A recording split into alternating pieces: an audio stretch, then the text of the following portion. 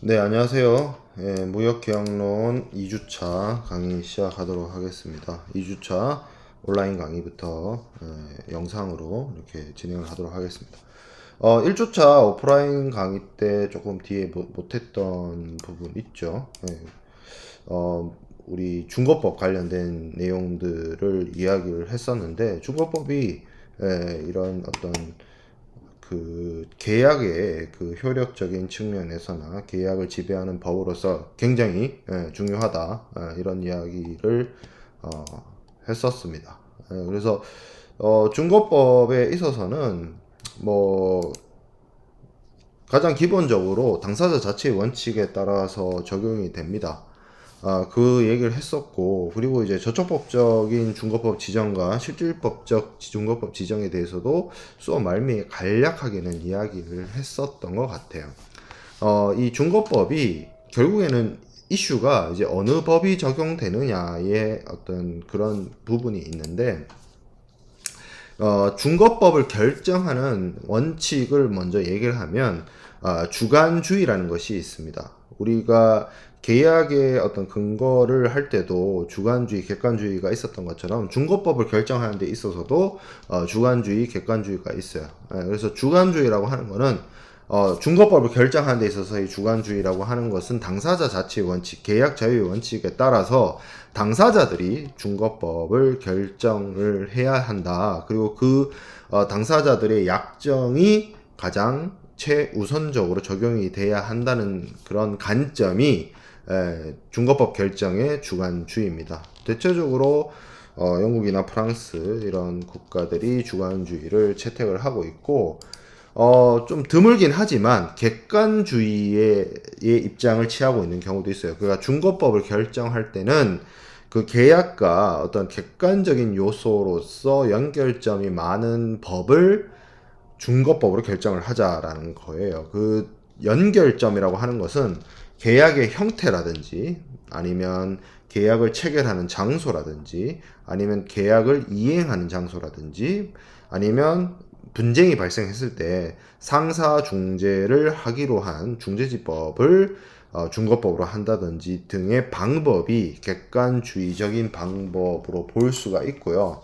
한국의 경우에는 한국의 사법, 국제사법에 의해서 중거법 결정의 원칙에 대해서 당사자 자치의 원칙을 적용하고 있습니다. 당사자 자치의 원칙을 적용하고 있다는 이야기는 주관주의를 채택하고 있다는 말입니다.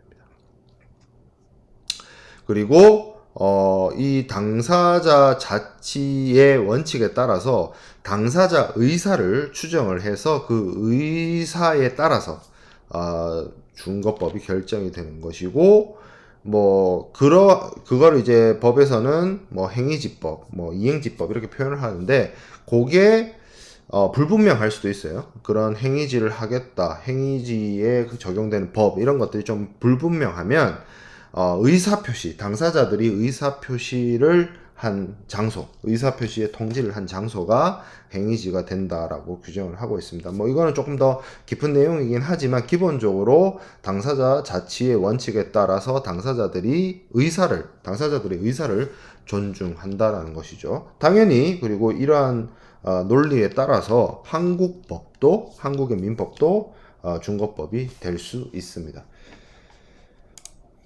자, 요 페이지 27페이지는 제가 1주차 오프라인 강의 때 말미에 간략하게 설명을 했었는데, 중거법 결정이 왜 문제가 되느냐, 왜 어렵느냐를 얘기를 할 때, 기본적으로 당사자들이 언어나 간습이나 법 제도나 이런 것들이 서로 다르기 때문에 이거를 일률적으로 정하기가 어렵고, 그 상황에 따라서 결정을 해야 되는데, 그 상황을 제일 잘하는 건 어떻게 보면 당연히 당사자들이죠. 그래서 당사자들의 합의를 최우선적으로 고려하는 것이고요. 그렇기 때문에 이 법에 있어서는 그런 입장을 취하고 있는데, 그렇지만 간략하게 설명을 했던 것처럼 그 수업 말미에 이 중거법을 지정하는 데 있어서 실질법적 지정의 경우에는 조금 문제가 있을 수 있어요.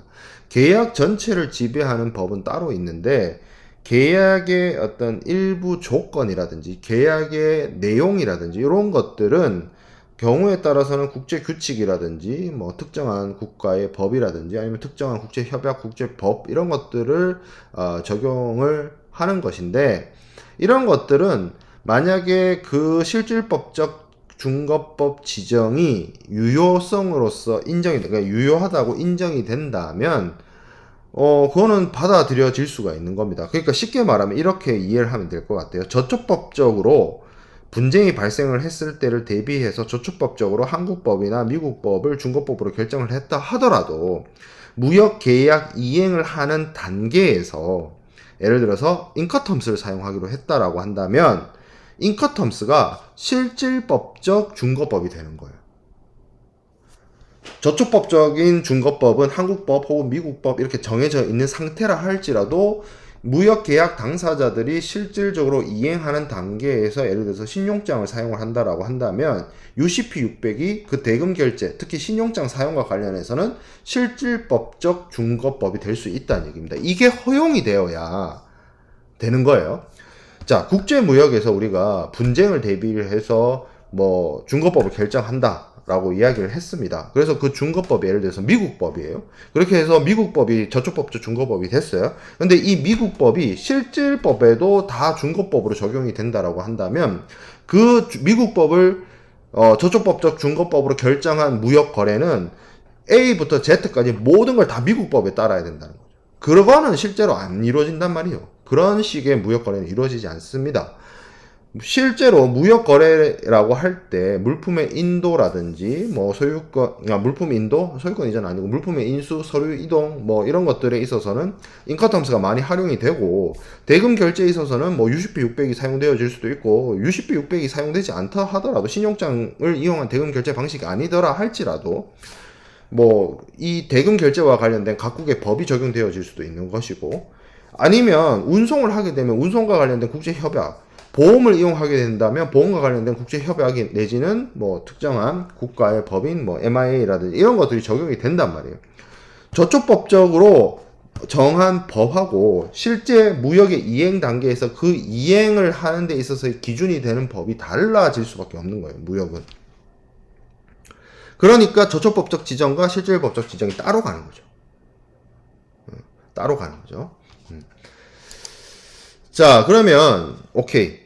이 저촉법적 지정과 실질법적 중거법의 지정이 왜 필요한지, 왜 나뉘어지는지에 대해서는 어느 정도 여러분들이 충분히 이해가 됐을 거라고 생각이 듭니다. 자, 그러면 저촉법적 지정에 있어서의 문제점은 무엇이 있을까?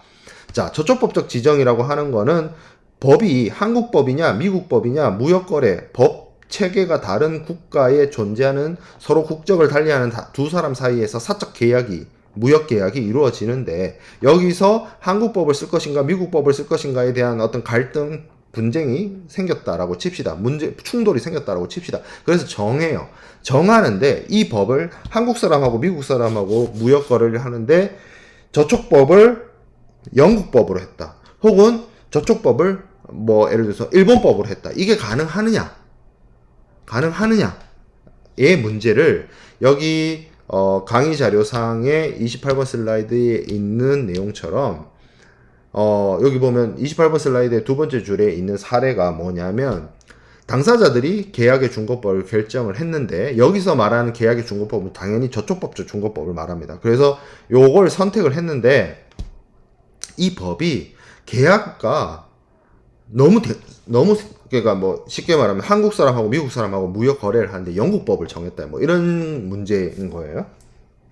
그렇게 계약 내용과 동떨어진 법을 중거법으로 결정을 할 수 있느냐의 문제인 겁니다. 이러한 것에 대해서 사례가 당사자의 의사를 존중해야 된다 라는 입장을 취하고 있어요. 쉽게 말해서 한국 사람하고 미국 사람이 거래를 하는 데 있어서 영국법을 중거법으로 하겠다. 그럼 그 당사자의 의사 또한 존중받을 수 있다라는 거죠. 하지만 그렇다고 해서 제가 1주차 오프라인 수업 때도 그런 얘기를 했지만 무한한 자유를 주는 건 아닙니다. 계약이 당연히 당사자들의 선의에 의해서 올바른, 이거 뭐 상대방을 속이려고 하거나 계약을 일부러 이행하지 않으려고 하는 어떤 숨은 의도를 가지고 접근하는 것이 아니라 선의로서 행동을 하고 합법적인 틀 안에서, 그리고 그 시대에 요구되어지는 공서양속에 위배되지 않는 한도 내에서 그렇게 돼야 된다는 거죠. 이러한 제한 요인들은 어느 정도 받아들여져야 될 거라고 봅니다. 당사자 자치의 원칙이 아무리 존중되어진다 할지라도. 자, 그래서 이러한 문제들이 있을 수 있기 때문에 저촉법적 중거법 지정에 있어서는 당사자들이 어떠한 중거법을 하는 것이냐, 그리고 그것이 유효하냐, 그것이 당사자 자치의 원칙으로서 인정받을 수 있는 범위 내에서 이루어지는 것이냐, 뭐 이런 것들과 관련된 이슈가 충분히 있을 수 있습니다. 자, 그래서 뭐 이런 내용들을 경우에 맞게 구속되게, 그러니까 뭐 선을 넘지 않는 한도 내에서 공소양속에 입각해서 국제사법을 제정을 해서 거기에 따라서 중거법을 결정을 하는 것이고요. 만약에 이런 당사자 원칙이 없다라고 했을 때의 저촉법을 어떻게 정할 것인가에 대해서는 뭐 다양한 입장이 있을 수 있지만, 계약 체결지의 법을 중거법으로 할 수도 있고, 계약의 이행지의 법을 중거법으로 할 수도 있고, 계약에 관련된 요소들이 많은 국가의 법을 중거법으로 결정할 수 있다. 뭐 이런 원칙들이 있을 수 있어요. 그러면 자, 여기서 계약 체결지법, 계약 이행지법이 나오는데, 이게 뭐 당사자의 의사가 존중되는 것이 맞지만, 그것만으로 해결이 안 될 때 어떻게 중거법을 결정하느냐의 이슈로 넘어왔을 때 계약 체결지법과 계약 이행지법을 따지게 된다는 거죠. 자, 그럼 계약 체결지법이 있고 계약 이행지법, 제가 앞에서도 그런 얘기를 했었던 것 같은데, 이게 뭐냐면 쉽게 말하면 무역계약이 체결되는 장소의 법과 무역계약이 이행되는 장소의 법이란 얘기예요.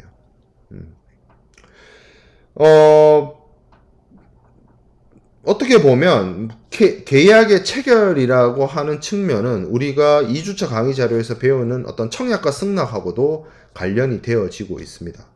그리고 계약 이행지라고 할 때의 가장 이슈가 되는 부분은 결국 매도인에서 매수인에게로 물품이 인도되는 그러한 계약의 이행에 포커스가 맞춰질 수 있어요.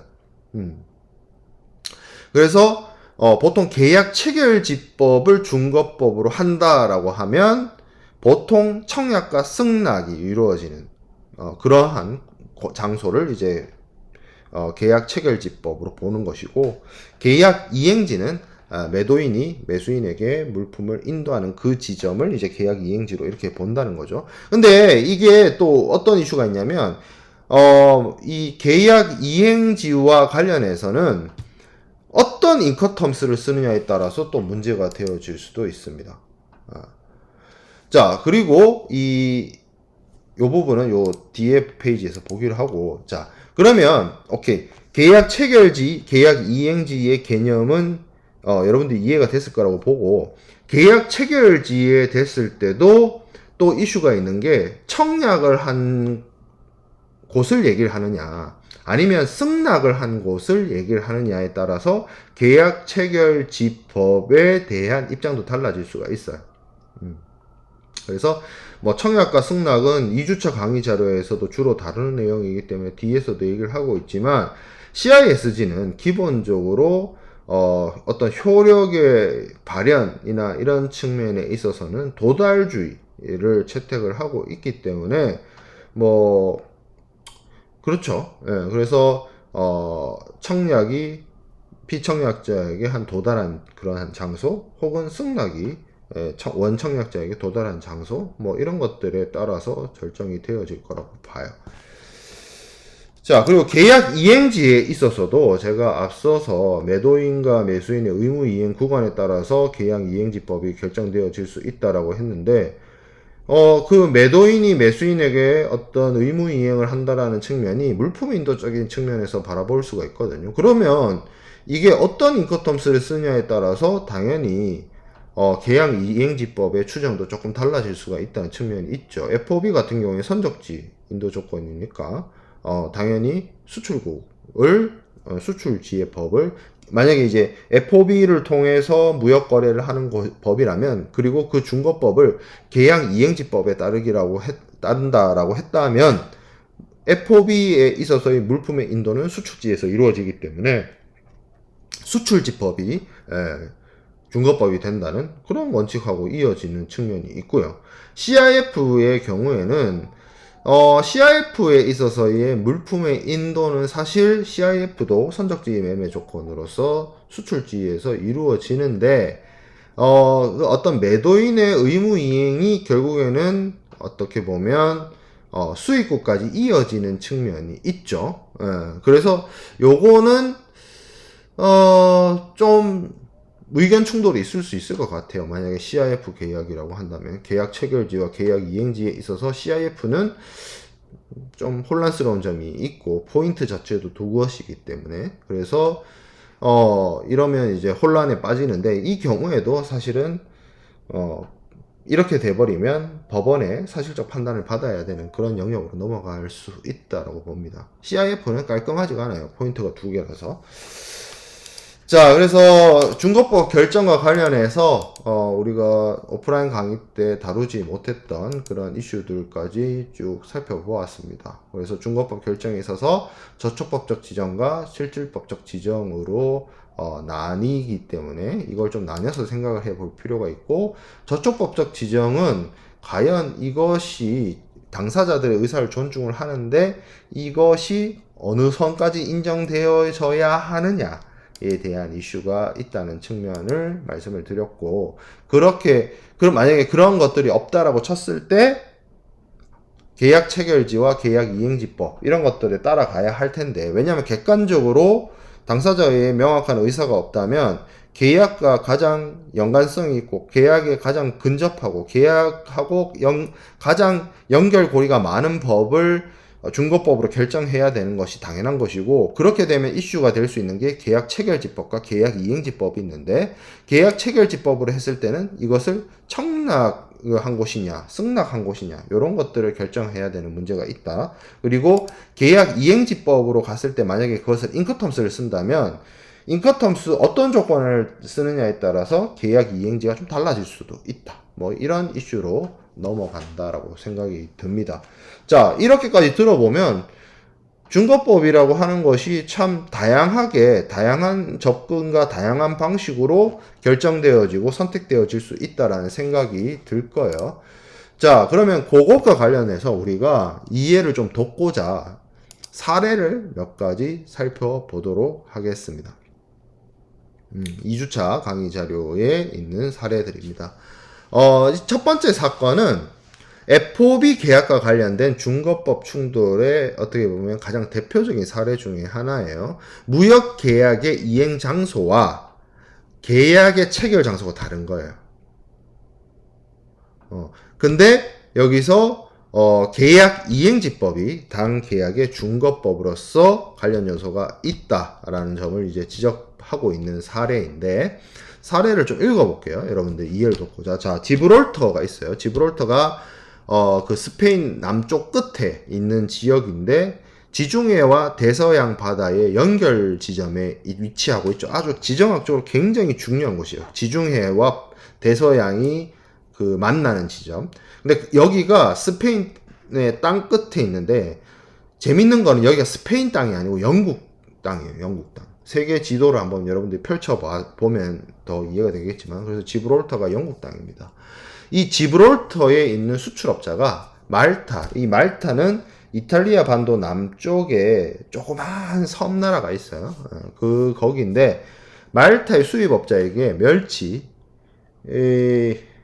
갑자기 이름이 생각이 안 나는데, 그 서양 사람들이 먹는 그 멸치 그거 있는데, 암튼 뭐 중요한 건 아니고, 암튼 멸치를 FOB 지브롤터 조건으로, 지브롤터가 이제 수출항이 되겠죠. 지브롤터 조건으로 대금도 지브롤터에서 지급되도록 하는 계약이 체결되었습니다. 그러면 계약의 성립에 대한 중거법으로서 계약 체결지법은 몰타법이 됐어요.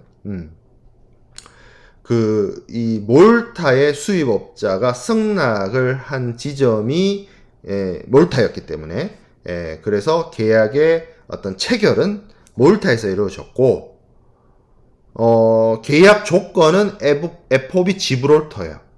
그러면 FOB 지브롤터니까 지브롤터에서 계약 이행이 되는 거죠. 그러니까 이 사례에서 보면 계약 체결지는 몰타, 그리고 계약 이행지는 지브롤터 이렇게 되는 거예요. 자, 계약 물품이 목적지인 몰타에 도착을 했어요. 검사를 했어요. 근데 퀄리티가 떨어져요. 그래서 이거를 여기서 바로 문제 제기를 했었어야 되는데 수입업자가 그렇게 안 하고 몰타 내에 있는 뭐 도매상이든 소매상이든 넘겼어요. 근데 이 사람이 인수를 안 하는 거야. 그래서 수입업자가 수출업자한테, 지브롤터에 있는 수출업자한테 물품의 인수 거절을 합니다. 근데 원심에서 수입자가 승소를 했는데 항소심으로 가서, 고등법원 항소심으로 가서 중거법이 몰타법이 아니고 계약 이행지법이다. 그러면 여기서 다시 얘기해보면, 제가 사례를 처음 얘기할 때 계약 체결은 몰타의 수입업자가 몰타에서 승낙을 했기 때문에 몰타가 계약 체결지가 되는 곳이고, FOB 지브롤터였기 때문에 지브롤터가 계약 이행지가 된다라고 했어요. 근데 항소심에서는 계약 이행지법으로서 지브롤터법이 이 사례에 적용이 되어야 한다라고 본 거예요. FOB 지브롤터기 때문에 지브롤터에서 수출자인 매도인이 본선상의 본선 적재함으로 인해서 물품 인도가 이루어졌고, 그때 물품의 퀄리티가 확보되어진다면 매도인은 그 계약상의 의무를 이행했다라고 보고, 그리고 FOB 지브롤터이기 때문에 지브롤터 항에서 본선상의 물품을 전적을 했을 때 완전히 매도인의 물품 인도 의무가 완료되었고, 그 이후로부터는 물품의 어떤 위험 부담이 매수인에게로 넘어가기 때문에 그 이후의 물품에 대한 소유권은 매수인에게로 넘어간다라고 본 거예요. 그런데 매수인이 물품이 도착한 이후에 이의제기 안 하다가 제3자의 클레임에 따라서 매도인에게 물품 인수 거절과 같은 행위를 하는 거는 문제가 있다라고 본 거예요. 여기 이 사례에 엄청나게 수많은 것들을 논의할 수 있는 사안들이 숨겨져 있습니다. 사실은. 일단 그러니까 승낙이 이루어지는 시점이 계약 성립 시점이거든요. 이거는 CISG 우리가 청약과 승낙을 공부할 때 한번 더 이슈가 될 거예요. 더 이야기를 나눌 기회가 있을 겁니다. 승낙자가 승낙을 하는 순간 이것은 계약이 성립이 된다. 근데 이게 전보로 했기 때문에 이게 전보가 쉽게 말하면 그 원격 격지자 간의 그 어떤 의견 수단이 아니고 이게 대하자 간의 수단이 되면서 승낙과 동시에 그러니까 승낙의 의사 표현과 동시에 청약자에게 도달했다 이렇게 바라보고 결국엔 계약 체결 자체가 몰타에서 이루어졌다. 계약 체결지는 그러면 몰타다. 그리고 FOB 지브롤터이기 때문에 FOB는 물품을 수출국 매도인의 항구 쪽에서 본선 적재함으로써 매도인의 의무가 끝나죠. 그렇기 때문에 매도인이 여기서 자신의 물품 인도 의무를 다했기 때문에 계약 이행지는 지브롤터다. 이 이슈도 있고, 그러고 나서 인커텀스의 FOB를 사용을 했기 때문에 매도인의 입장에서 물품을 본선 적재하는 순간 자신의 인도 의무를 다한 거고, 그 이후부터 발생되는 문제들은 매수인의 책임이 아니냐. 그렇게 해서 위험 부담의 책임이 매수인에게로 넘어갔기 때문에 그 물품의 소유권은 그 이후부터는 매수인의 것이다 라는 어떤 소유권에 대한 이슈도 하나 있고요. 그리고 그 얘기도 있죠. 이게 이제 품질 조건, 품질 결정 시기와 관련된 거죠. 품질 결정 시기가 여기서 이 사례에서는 선적지에서 결정이 되는 그러니까 선적 품질 조건인 거예요. 선적 품질, 양육 품질 조건이 아니라 뭐 이렇게 바라본 케이스입니다. 그래서 사실은 이 케이스가 유명하기도 유명하지만 이 케이스 안에 몇 가지 우리가 무역 실무 여러분들이 국제상무론이나 무역 계약론에서 당연히 배워야 되는 수많은 이슈들이 여기 막 이것저것 다 들어가 있다는 거죠. 예, 그래서 굉장히 중요한 사건이다. 중요한 사례다라는 거죠. 자, 두 번째 사례입니다. 두 번째 사례인데, 요거는, 그 네덜란드하고 이제 영국 간의 무역인데, 무역 계약상의 물품의 인도 조건이 FOB 로텔담이었어요. 로텔담. 네덜란드 도시죠. 네덜란드 항구고. 근데 이 사례에 있어서는 그 당사자들은 그 중거법을 영국법으로 인정받은 케이스예요. 그러니까 법원이 영국법이라고 이제 중거법이 영국법이라고 인정한 그런 케이스에 해당이 되겠죠. 이 사건의 분쟁은 선적과 관련해서 FOB인데 우리가 FOB의 인카텀스 상에 있는 FOB를 여러분들이 그 상무론 시간 때 학습을 해보면 알겠지만 FOB의 원칙적으로 선복 수배 의무는 매수인이 집니다. 그러니까 매도인은 매수인이 지정한 선박에 본선 적재하면 되는 거예요. 그러면 당연히 FOB 로텔담이니까 이거는 수입자가 선복을 수배를 해야 되는데 이게 뭐 필요에 의해서 수출자에게 이제 연락이 갔죠. 매수인이 선복 수배를 못하니 수출자인 네가 좀 해. 그렇게 있죠. FOB 로텔담이니까 네덜란드 사람이 수출자였겠죠. 그래서 그러니까 수출자가 이제 선복을 수배를 하기로 합의가 된 것으로 보였는데 이 사람이 수출자도 선복을 수배를 못했나 봐요. 그래서 이제 계약이 진행이 안 됐죠. 분쟁이 발생을 했고, 근데 이 매도인이 네덜란드에 있는 수출자가 중거법을 네덜란드법이라고 주장을 합니다. 그 이유가 뭐 저도 네덜란드어를 모르기 때문에 네덜란드 법이 어떻게 되어 있는지 정확하게 이 판례에 있는 내용만으로 파악을 해야 되는데 네덜란드 법에서는 이런 선복 확보 의무가 어떤 당사자들의 구두 의사 표시로 이전이 되지 못하게 되어 있다라고 해요. 판례상에서 파악된 내용으로는.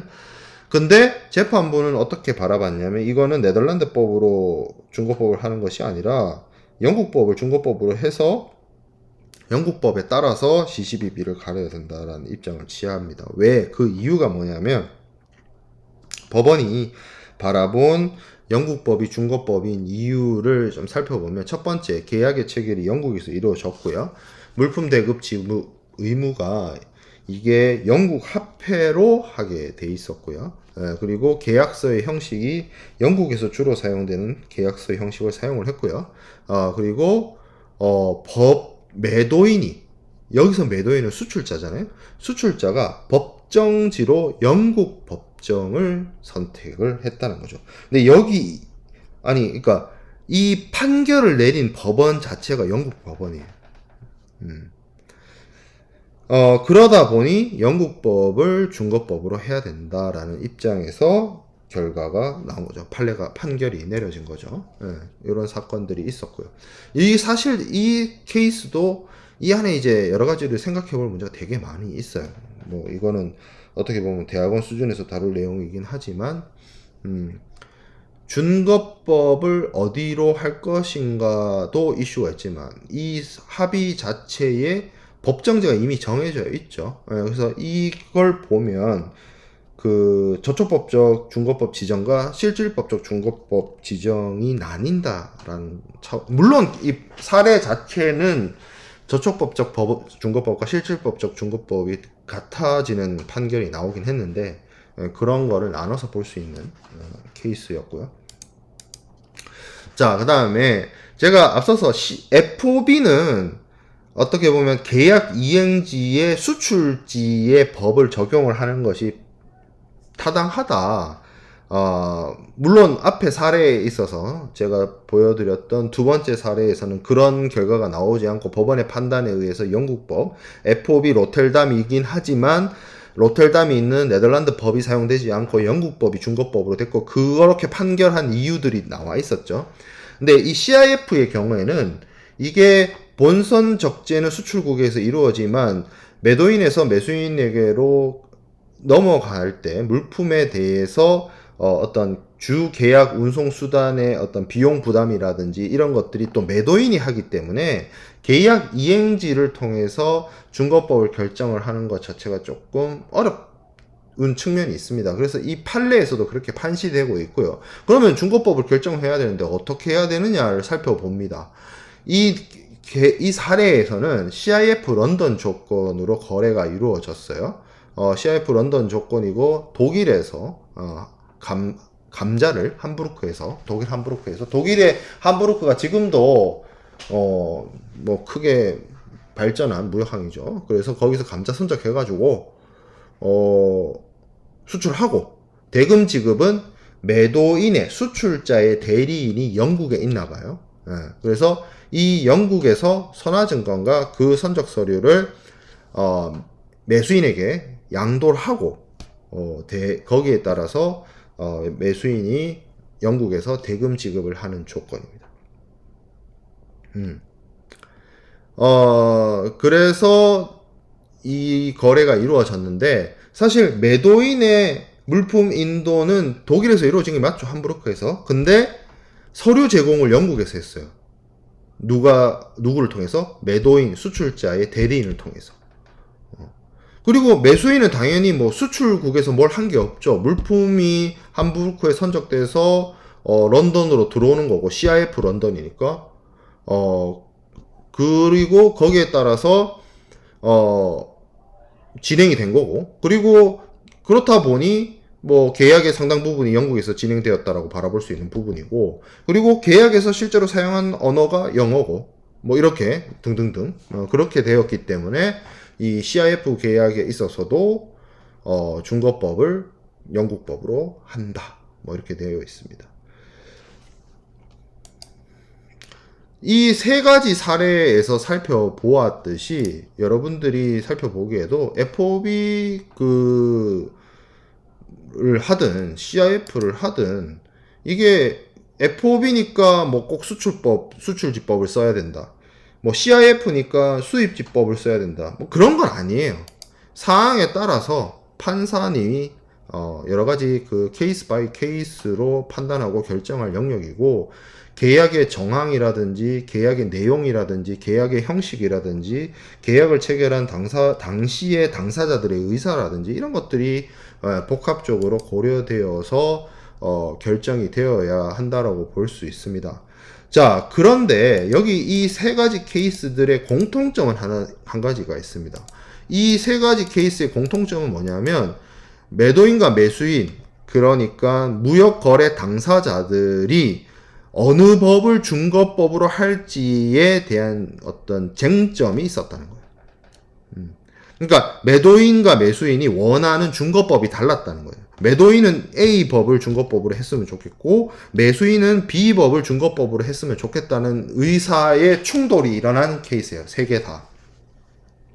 근데 그게 아니 계약의 실질적인 내용 제가 앞에서도 저촉법적 중거법 지정과 실질법적 중거법 지정에 대해서 여러분들한테 설명을 드렸던 것처럼 아니 계약 이행에 뭔가 문제가 생겼으니까 계약의 이행의 실질적인 부분을 법원이 판단하는 것만으로도 뭐 아주 시끄러운 문제인데 지금 이 케이스 3개 다 공통적으로 뭐냐면 저촉법이 뭐냐 영국법과 네덜란드법, 영국법과 독일법이 충돌하는데 뭘 적용할 것이냐에 대해서 결론이 안 난 거야. 매도인, 매수인 양측의 입장이. 그러니까 이것도 따져 물어가는 거죠.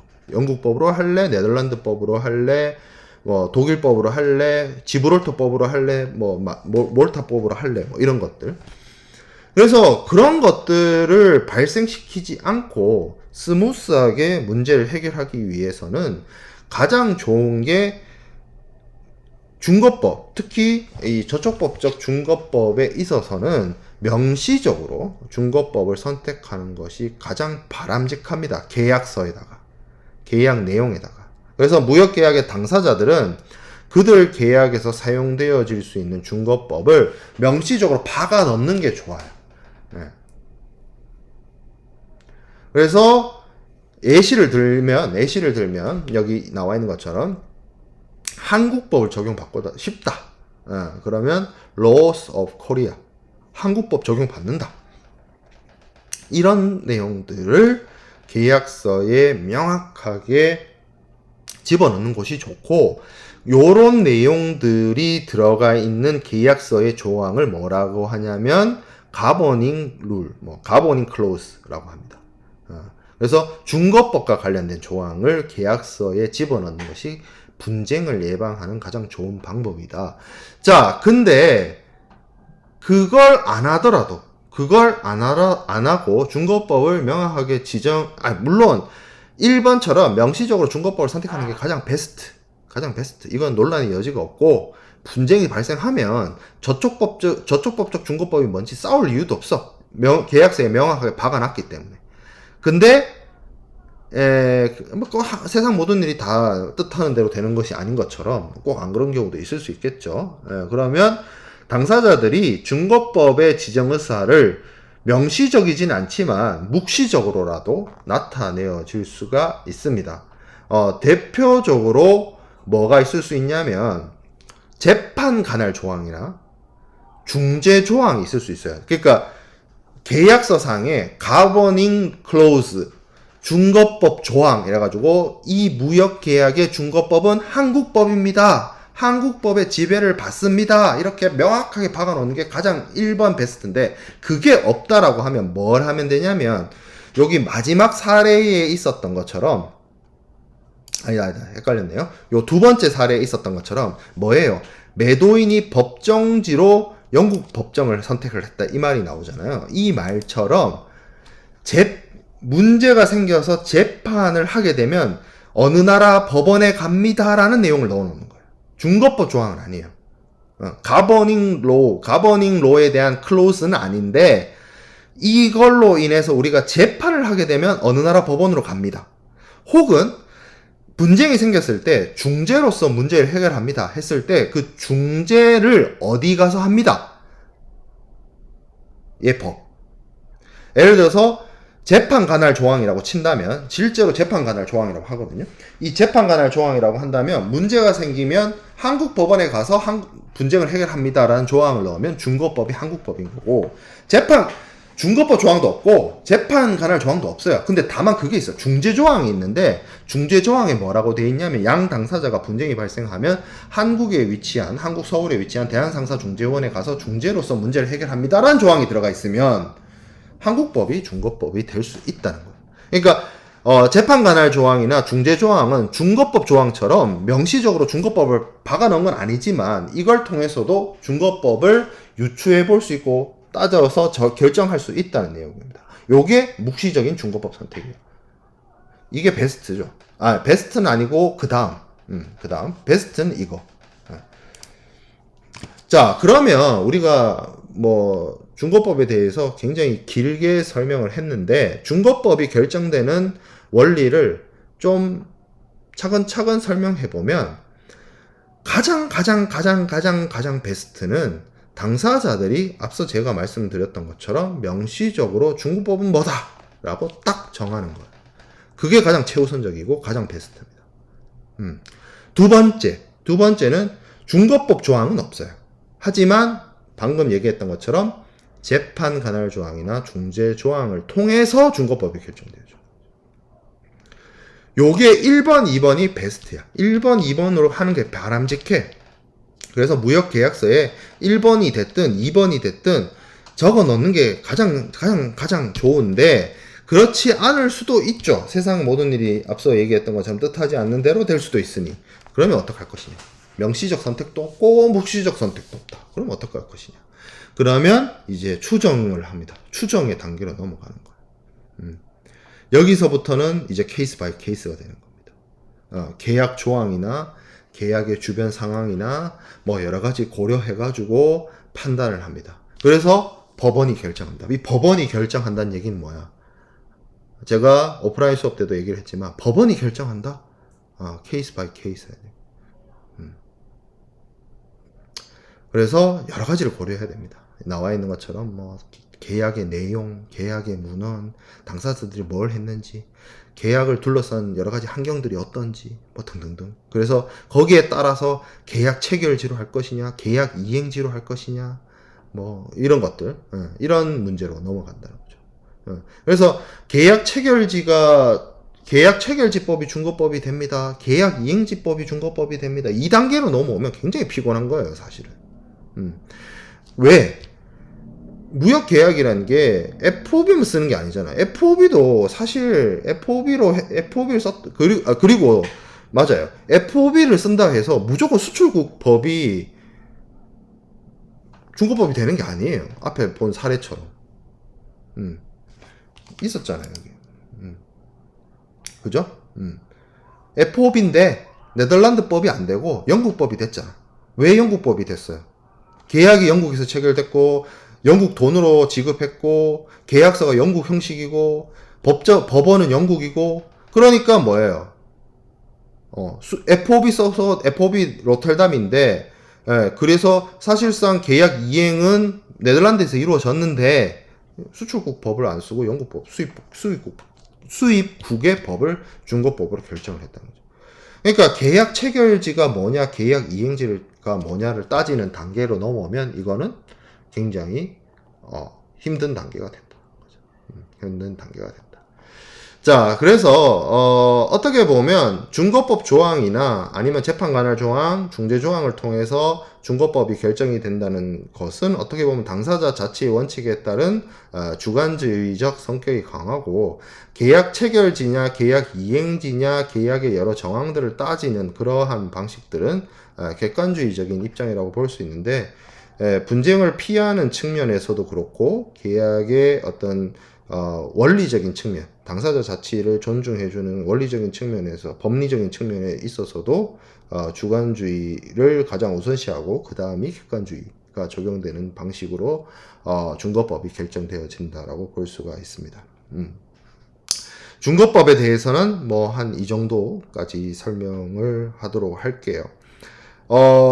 수업 시간에 제가 사례 이거 지금 이 영상 말고 우리가 오프라인으로 만나는 그 다음 주 화요일에 한국의 대법원이 최근에 이런 그 중거법 결정과 관련해서 그 판결한 게 있어요.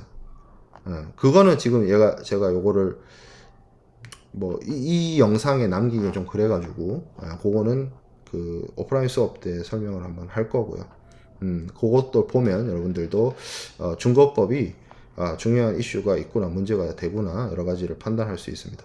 이게 이렇게 생각해 보면 돼요. 내가 저 사람하고 싸울 때 싸운다는 표현 좀 그렇긴 한데 법적인 분쟁이 붙었을 때 무역 거래 당사자들 사이에서 분쟁이 붙었을 때 중거법이 왜 중요하냐는 이 싸움, 이 법적 다툼을 해결하는 어떻게 보면 룰이라고 할까요? 규칙이라고 할까요? 싸움의 규칙, 싸움의 규정을 뭘로 할지를 결정하는 거기 때문에 그렇습니다.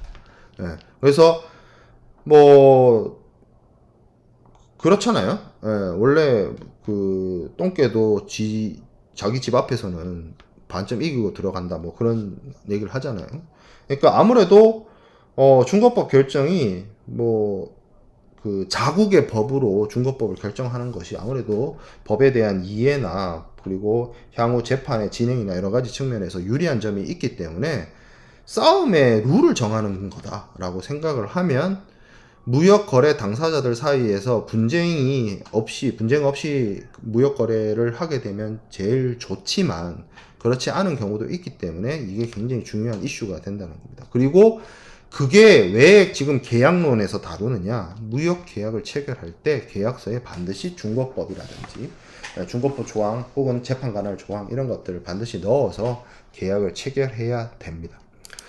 자, 그러면 우리가 계약 체결지법 뭐 이런 얘기도 나누긴 했는데 무역 계약의 성립에 대해서 간략하게 이야기를 한번 해보도록 하겠습니다.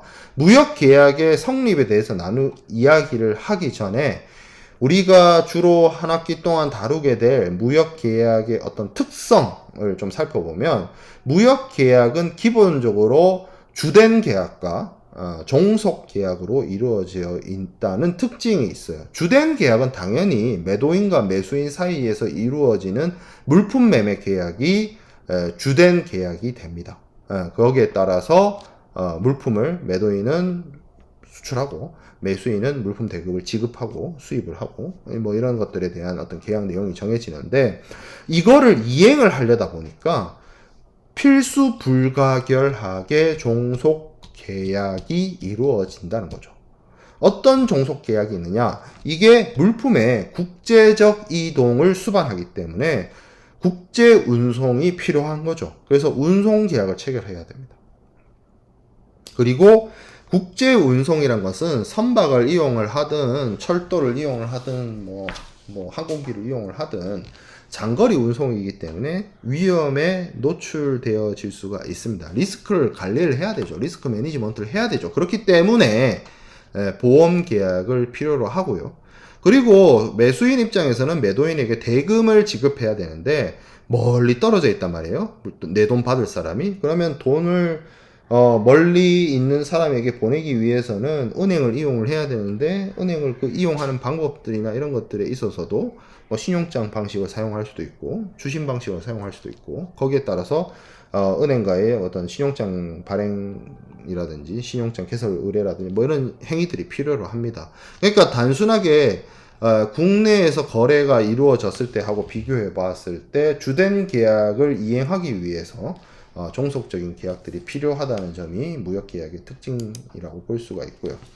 자, 그러면 무역계약은 어떻게 해야 성립이 되느냐라고 되어질 수가 있는데, 기본적으로 무역계약은 청약과 승낙으로 성립이 됩니다. 하지만 이게 제대로 된 무역계약으로서 효력을 갖추기 위해서는 한 4가지 정도의 어떤 요건이 있어야 돼요. 이 정도는 있어야 그게 유효한 무역계약이라고 볼 수 있습니다. 첫 번째가 컨센서스가 있어야 돼요. 당사자들이 나는 물건 팔고 너는 돈 주기로, 이렇게 양측의 의사표시가 합의가 이루어져야 된다는 거죠.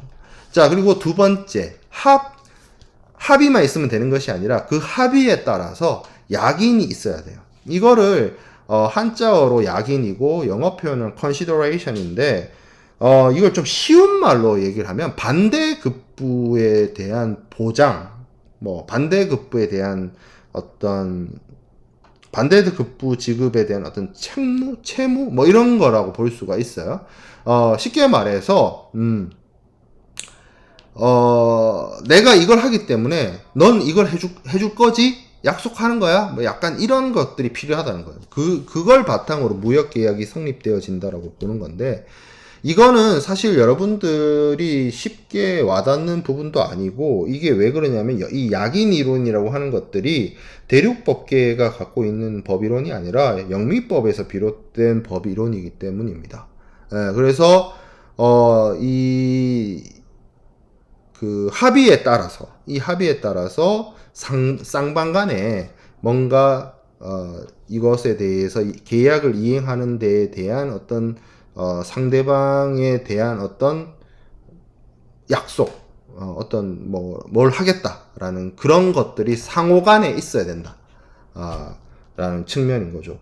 이게 매도인 입장에서는 상대방이 대금 지급을 하기 때문에 나는 물품을 인도할 것이고 서류를 인도할 것이고 소유권을 이전할 것이고 이런 것들이 되는 것이고, 매수인의 입장에서는 상대방이 나에게 물품을 주기 때문에 거기에 대한 반대급부로서 대금을 지급을 약속하겠다, 뭐 이런 것들이라는 거예요. 반대급부, 서로 간에 상대방의 계약 이행에 대한 반대급부가 주어져야 된다는 측면이고요. 그리고 거래의 목적문, 세 번째, 거래의 목적문이나 거래 방법이 합법적이어야 됩니다. 합법적인 물건을 사고 팔아야 돼요. 그리고 네 번째, 계약을 성립을 시키는 가장 유효한 요건 중에 계약을 유효하게 만드는 요건 중에 뭐가 있어야 되냐면 당사자들이 행위 능력이 있어야 돼요. 당사자들이 행위 능력이 있어야 된다는 말은 그 계약 내용을 이행할 수 있는 사람이어야 한다는 뜻인가 동시에 계약 체결의 주체로서 역할을 할 수 없는 사람이 계약해서는 또 안 돼요. 예를 들어서 금치산자나 한정치산자 뭐 이런 사람들이 계약을 한다는 것 자체가 안 된다는 거죠. 그래서 이러한 성립 요건을 바탕으로 성립이 되고요. 그 성립의 어떤 절차는 우리가 알고 있는 여러분들이 무역학개론이나 상무론 시간 때 배웠던 것처럼 청약과 승낙으로서 성립이 됩니다. 물론 청약과 승낙이 뭐 곧바로 되는 건 아니고 그 앞 단계가 있죠. 뭐 해외 시장 조사하고 거래 제의하고 뭐 신용조사하고 뭐 청약 보내고 반대 청약하고 뭐 승낙하고 뭐 이런 것들이 이루어지는 거죠. 그걸 통해서 계약의 성립이 이루어지는 거고 청약 승낙만으로 모든 무역 거래가 이루어지는 게 아니고 또 반대도 있어요. 주문하고 승낙하는 경우도 있어요. 예. 그러니까 오퍼하고 어셉턴스를 하는 것이 아니고 오더를 하고 거기에 대한 승낙을 하는 acknowledge를 하는 그런 것들이 있을 수도 있죠. 그렇지 않아요. 내가 그러니까 무역을 할 때 이게 결국에는 매매라는 측면에서 파는 사람이 파세요 라고 제의할 수도 있지만 사는 사람이 너 나한테 파라 라고 오더할 수도 있는 거예요. 사실 그것도 무역 거래에 있어서 계약을 성립을 시키는 유효한 행위이고 그런 주문과 그 주문 승낙이 이루어진다면 당연히 그것 또한 계약 성립이 됩니다. 제가 이거를 왜 여러분들한테 말씀을 많이 드리냐면 모든 거의 대부분의 무역 실무 교재라든지 뭐 무역 계약과 관련된 교재에서 청약과 승낙만 얘기를 해요. 왜냐면 청약과 승낙이 어떻게 보면 CISG에서도 그런 식으로 규정이 되어 있고 청약과 승낙으로 뭐 그게 가장 또 기본이고요. 보통 이제 그러니까 구매자가 어떻게 보면 갑인 시점인 거죠. 그러니까 물건 파는 사람이 제발 내 물건 사주세요. 내 물건 사주세요. 뭐 이런 입장에서 오퍼가 하고 승낙이 가고 이런 식으로 이루어지는 것이 많고 또 그러다 보니 CISG를 비롯한 여러 가지 국제무역과 관련된 법제에서 청약과 승낙을 기본 베이스로 하고 있죠. 내용 자체가. 그러다 보니 오늘날 여러분들이 접하는 무역 실무의 많은 책들이 청약과 승낙을 기본으로 내용들이 규정되어 있는데 세상의 모든 거래가 다 그렇지는 않다는 거지. 오더하는 경우도 있다는 거지. 물건 사겠다는 사람이, 물건 사는 사람이 오더하는 경우도 있다. 제가 그 얘기를 꼭 해주고 싶어요. 그 세상의 모든 무역 거래가 청약 승낙으로 이루어지는 것이 아니라 세상의 수많은 거래들 중에는 주문과 주문 승낙으로 성립되는 거래도 충분히 있을 수 있다. 그것도 무역 계약의 성립이다. 그 얘기를 하고 싶은 거예요. 그 얘기를 하고요.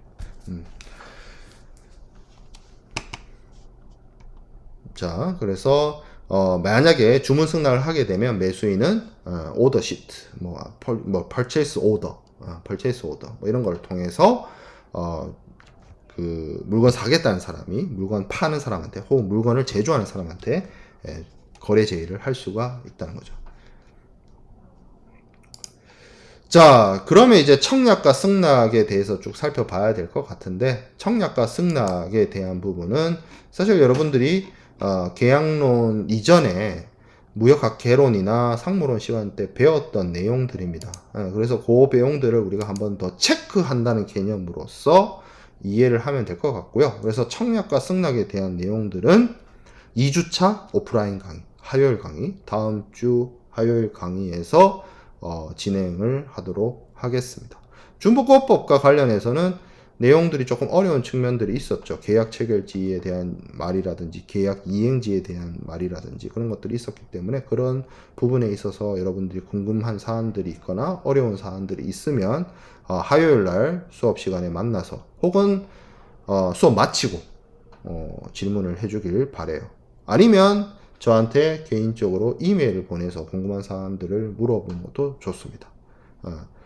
그러면 2주차 첫 번째 사전 제작 강의는 여기서 마치도록 하겠습니다.